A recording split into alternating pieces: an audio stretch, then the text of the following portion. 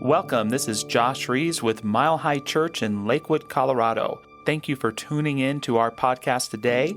For more information about our church, please visit our website, milehighchurch.org. So my title of my message today is There's a Hello in Every Goodbye. And I think about the scripture, Isaiah 49, verse 15 and 16. Upon the palms of my hands are written your name. You live forever. I love that scripture. And when we think about Memorial Day and our community, you know, it's been months that we haven't been able to be together. And here we are, which is wonderful. And there's been times of isolation. There's been times of loss. Where there's been a loss of our blessed four-leggeds, our animals.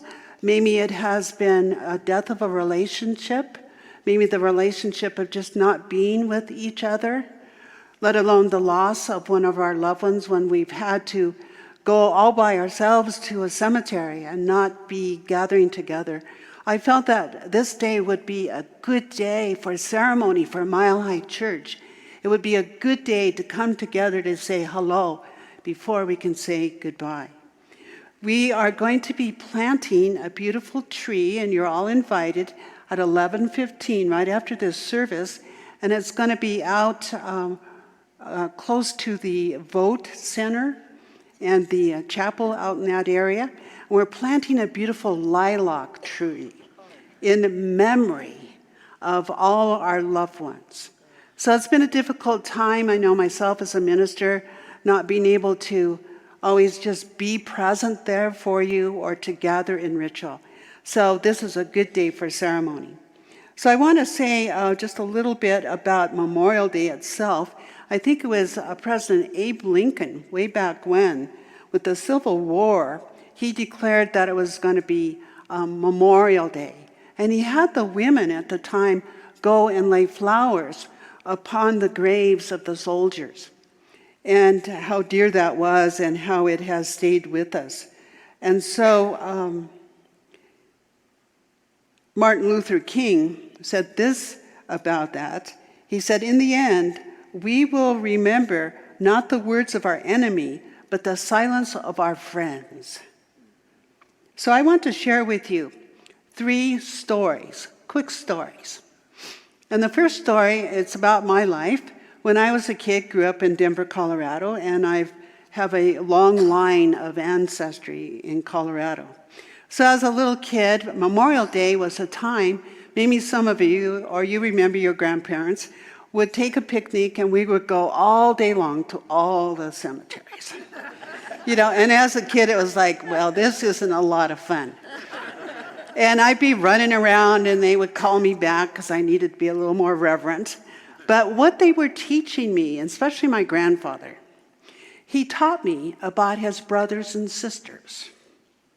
Even at Riverside Cemetery, which is one of the oldest in Denver, that he took me to my great-great-grandmother's grave and talked about her. So I know it was a time, and as an adult now, I really appreciate those stories, and I remember those stories.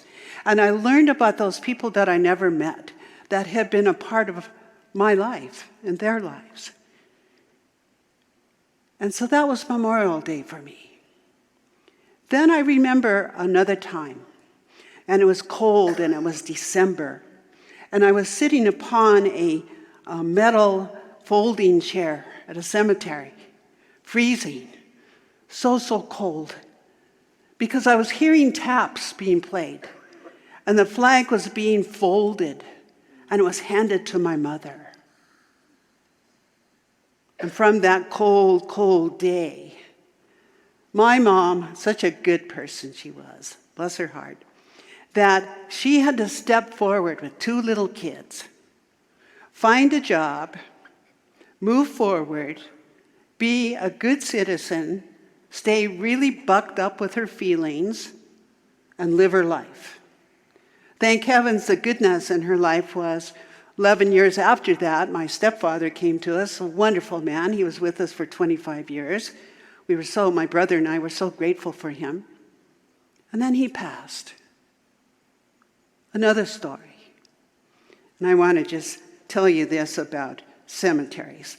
Over here on Wadsworth, I think it's the Crown Hill Cemetery, and only a minister could tell you this, that I go there a lot for ceremonies for people, but sometimes going back and forth to Lutheran Hospital, the medical center, or wherever, I'll just pull in there just to be quiet, because no one knows where I am when I pulled in there.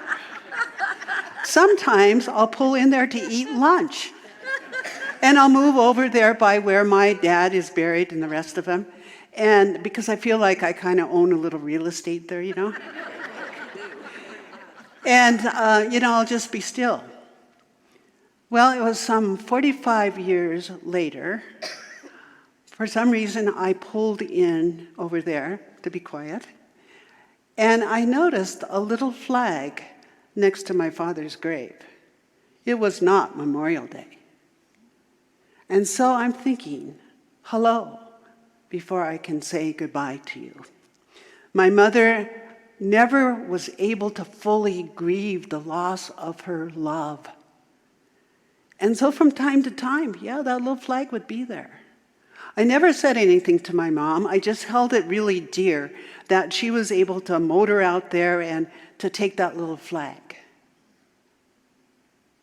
And so it's interesting how many times when we have such a change in our lives that, yes, it hurts, but we have to move forward. So that's why I chose hello. And she was saying hello so she could say goodbye. Joseph Campbell, he said, "It is going down into the abyss that we recovered the treasures of life itself." And so we are dealing with change. We don't like to talk about change. The only one that really likes to talk about change is probably the storekeeper, when we're exchanging change, or when we're changing the diapers of the little ones. They appreciate that change. But other than that, change is no fun whatsoever, right? Oh, there are some changes that we celebrate, but when we're dealing with grief, we realize that change is constant, but it's a great shape shifter. And we have been disconnected from each other for quite a while, and that in itself has had its strange change, hasn't it? Yes. Different way of perceiving, doing things, and for some people more painful than others. And so feeling that pain of that change. And change can be a teacher of mercy, and it can be a teacher of incredible love also. So the interesting times that we have been in, and we reap the teaching and the learning from this time. When I think about change, I can't help but think about a whole circle, complete circle. And that change is constant because it is just our evolution. We look at nature, and I'm so grateful today that the aspen leaves are coming out on the trees on the mountain where I live, and it's starting to green up there, and it's so beautiful. I can't wait to buy flowers to plant them in the earth. So that constant movement of the cycles of life. And I think it was Ernest Holmes, and I'm just paraphrasing him, that he said that if we stay too long on this plane of existence, maybe we would get way too used to it. And so there's that constant movement in our life. And it was Robert Frost who talked about the circle. And he said, on this big circle, you sit on the rim of the circle. And as you sit on the rim, you look to the center, because the center knows. So the center represents that which never changes, that which is constant, that which is life itself, that which is life eternal, that which is God, Spirit, whatever you refer to your God as, that which never changes. And I like to refer to God as that harmonic love that is present there through all circumstances of life.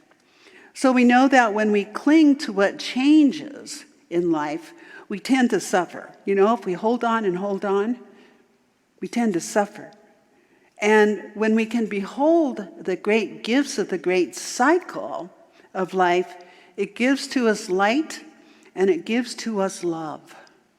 Because all there really is love. Even in the midst of those tight times that we have known, there is love that is present. So what in the world is grief anyway? Grief is emotional pain. And why do we grieve? We grieve because we have loved so much. Many years ago, I was invited to a friend's house out east, and she raises buffalo. And before we went out to see the buffalo, she kind of hesitated. She said, "They're in mourning," because animals also grieve. And so I looked out her kitchen window, and there was a pond out there. And evidently the main buffalo of the herd, the master of the herd, had passed away, had died. And she said this is the 4th day that the buffalo were walking in a complete circle, day and night, out of the honor of their friend. And we know that elephants do that. Animals grieve. And we grieve. So it is universal. And we all grieve differently. Some people, it depends on our dynamics. It's easier to express. And some of us, we go quiet.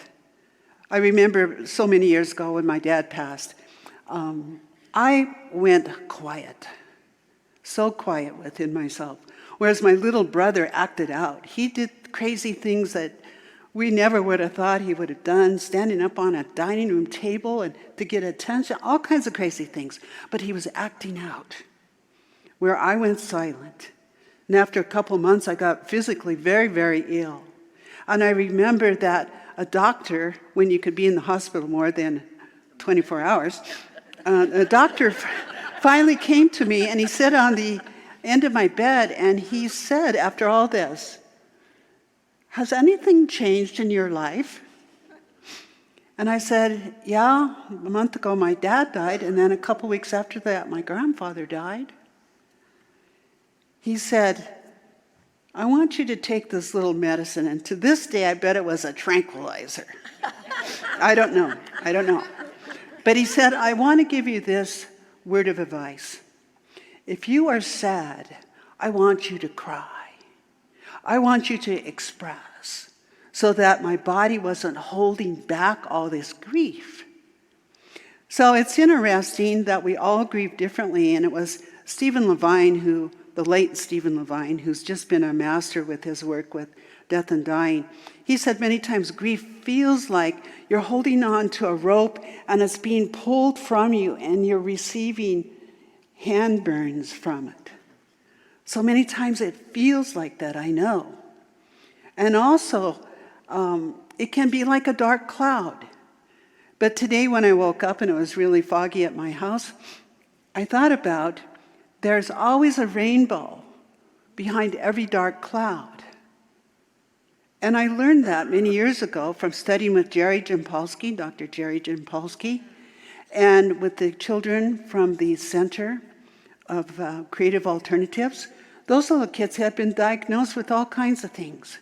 And they had two choices: peace or love,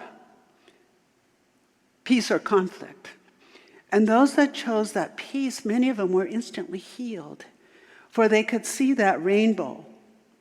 And one of my favorite authors, Anonymous, wrote this: "Light is known to exist by virtue of darkness. One is the chair upon which the other sits." So it also has been stated that grief is the only gateway to certain levels of consciousness, and it is a hard taskmaster.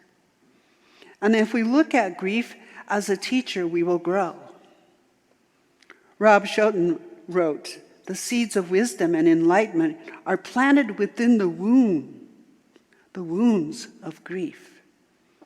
Dr. Alan Warfeld, who Barry quoted, he said, "Grief has a quality of healing in it that is very deep because we are forced to a depth within ourselves of emotion, a depth of emotion that is usually beyond the threshold of our awareness." So I have a little recipe here that I want to read to you.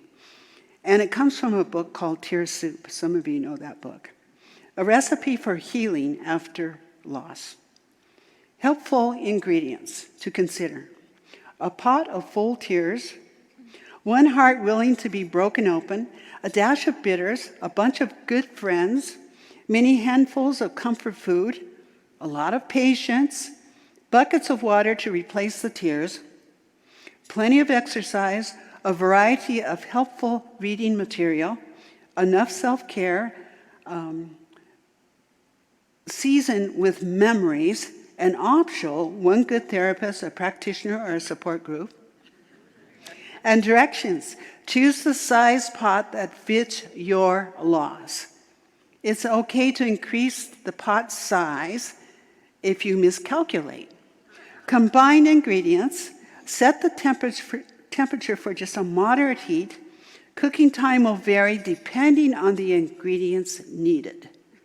Strong flavors will mellow over time. This recipe serves just one. So embracing our grief means learning to appreciate and have gratitude for the entire soup, including the peppercorns. Many times the peppercorns. And Ernest Holmes, who we know is the founder of religious science, I looked everywhere when I put together my little book, The Land of Tears, to quote Ernest Holmes. I looked everywhere. Finally found this in one of his late journals. And he said that he had gone to San Francisco to grieve the loss of his wife, Hazel. And he wrote this: "You will be alone until you are no longer lonely. You will look at darkness until it becomes light, and you will listen to the silence until you hear it speak, and you die until you resurrect yourself." So, mourning. Mourning means to take your grief public. We're doing that today as a community because we're talking about grief. We're taking it public. We're not hiding it. And also, to be able to say hello to it. Let it teach us. Let it heal us. And also to listen with our hearts instead of analyzing with our heads. Death and grief are spiritual journeys of the heart and the soul. So we need to companion each other. We don't need to fix each other. We need to companion, which means to walk by somebody's side as we walk through the wilderness of the soul with somebody else. So today, even planting our tree, it's a ritual. And I think that's what I've missed in the last 16 months is ritual, being able to gather with families. And Starhawk wrote this: "Ritual builds community, creating a meeting ground where people can share deep feelings, positive and negative, a place where we can sing, we can scream, we can howl, we can just be quiet." So ritual has been a part of the human psychic. And it's so simple as sharing a meal together, celebrating a harvest, or when we're burying our dead. New life, loss of life, and most every major life transition, we have met it always with a ceremony. I always encourage families when they've had a pet loss to take the whole family and to create a special walk where they bury or honor or have a celebration where they all talk about what Spot meant to the whole family. You know, that's walking through a door. That's a ritual. It's a good thing. So today, here at Mile High Church, I declare that what we are experiencing today is good grief, because we have brought it forth to honor where we have been and where we are today. And good grief doesn't mean forgetting. It means remembering and forming a new relationship in memory, saying hello before we can say goodbye. I want to share a quick little story. And I know some of my bereavement team is here. We have a team that's been trained to support you through these times. So I'd like to just have you stand right now if you're here, the bereavement team. Yeah, here they are.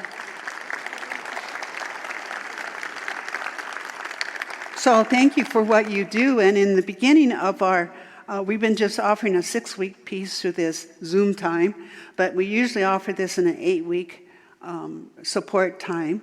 And in the first part, we ask the participants, give them a little card, and ask them, it's between themselves, to write down an intention when they know that they're going to be feeling better. And they put it in a little envelope, and they don't have to show it to us. It's their own personal piece. And I have permission to tell this story, and my team has heard this story before, because it touched me so deeply. I once had a gentleman who his wife had passed away. He and his wife had been Shriner clowns for many years together. They also owned a business together and had been married many, many years. So it was a big loss for this gentleman. I wasn't sure exactly what he'd put on his little card. And sometimes these manifest quickly, depending on the individual. Sometimes it takes a while. And it was a while, and I was in the lobby of Mile High Church, and all of a sudden I hear this man calling my name and working through the crowd, and he came up to me and he said, "Dr. Patty, I am now a clown again." So he had discovered his changed self, was able to move forward in his life. So it all is about love. We grieve because we have loved so much. Finding that love is stronger than any fear, stronger than death, hope stronger than any despair. And so I can release the pain that touches my memories, but only if I remember them. I can release my grief, but only if I express its memories, and grief must have a heart to hold them. So in closing, I want to read a beautiful piece that's up on the screens. It's called Remember Them. In the blowing of the wind and in the chill of winter, we remember them. In the opening of the buds and the rebirth of spring, we remember them. In the blueness of the sky, the warmth of summer, we remember them. In the beginning of the year and when it ends, we remember them. And when we feel lost and weak at heart, we remember them. And when we have joy we yearn to share, we remember them.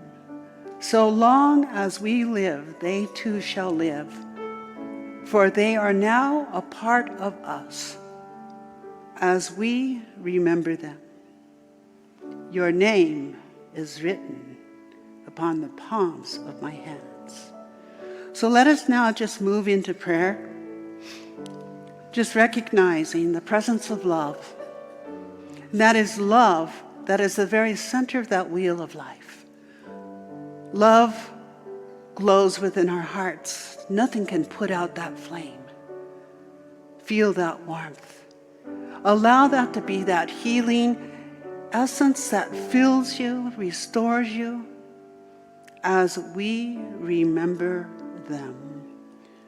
So I give thanks this day that we can gather and that we can share together, be together.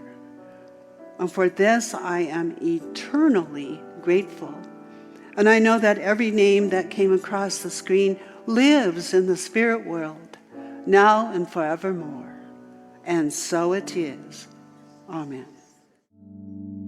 Thanks for listening to the Mile High Church podcast. This podcast is made possible by the generous contributions from listeners like you. To make a donation, please visit milehighchurch.org.